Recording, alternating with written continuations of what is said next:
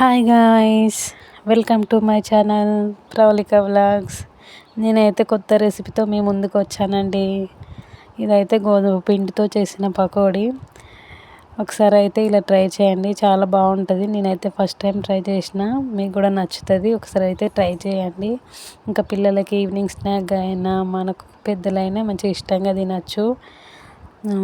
నేనైతే పకోడీ చేసుకుందాం అనిపించింది నాకు, కాకపోతే ఇంట్లో శనగపిండి అవైలబుల్లో లేదు.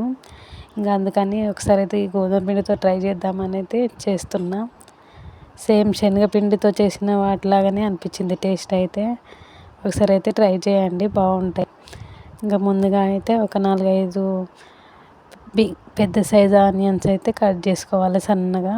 ఇంకా కట్ చేసిన తర్వాత అందులోనే 4-5 కరివేపాకు రెమ్మలు, కొంచెం జీలకర్ర, ఉప్పు, కారం వేసేసి మంచిగా ఇట్లా గట్టిగా పిసకండి. ఆనియన్స్లో నుంచి వాటర్ అన్నిటివి బయటికి రావాలి.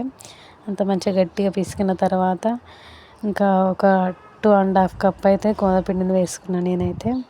ఇంకా దీనిలో ఒక 2 టేబుల్ స్పూన్స్ బియ్యం పిండి కూడా వేయాలి.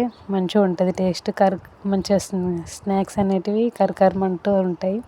కానీ నా దగ్గర లేదు, అందుకని నేను వేయలేదు. ఉంటే మీరైతే వేసుకోండి. ఇంకా పిండి వేసి కొంచెం వాటర్ అవసరం ఉంటే కొన్ని అట్లా స్పూన్ అన్ని చల్లుకుంటూ మంచి ఇట్లా కలుపుకోండి. మంచి ముద్దలాగా ఇట్లా కలిపేసుకున్న తర్వాత ఇంకా డీప్ ఫ్రైకి సరిపడా ఆయిల్ అయితే పెట్టుకోవాలి. ఆయిల్ పెట్టేసిన తర్వాత ఇక సేమ్ పకోడీ ఎలా వేస్తామో అట్లనైతే వేసేసుకోండి. మంచిగా ఇట్లా ఆయిల్ మంచిగా హీట్ అయిన తర్వాత మంచిగా మొత్తం ఇట్లా వేయండి. వేసిన తర్వాత మంచిగా బ్రౌన్ కలర్ వచ్చేటట్టుగా కలుపుకోండి. పకోడీ అనేది మంచిగా ఫ్రై అవ్వాలి. ఫ్రై అయితేనే టేస్ట్ అనిపిస్తుంది. ఇంకా బ్రౌన్ కలర్ రాకముందే తీసేసారనుకో అది మెత్తగా ఉంటుంది. పకోడీ తిన్న టేస్ట్ అయితే అనిపించదు. మంచిగా మొత్తం మంచిగా గాలిన తర్వాత తీసేసుకోవాలి. అంతే అండి, చాలా ఈజీగా కూడా చేసుకోవచ్చు. బాగుంటుంది. టేస్ట్ అయితే చాలా బాగా వచ్చింది. నేనైతే ఫస్ట్ టైం ట్రై చేసిన. ఇంకా మిగిలిన పిండి కూడా అట్లనే మొత్తం వేసేసుకోండి. ఇంకా మా పిల్లలకు కూడా బాగా నచ్చింది అసలు ఇవి.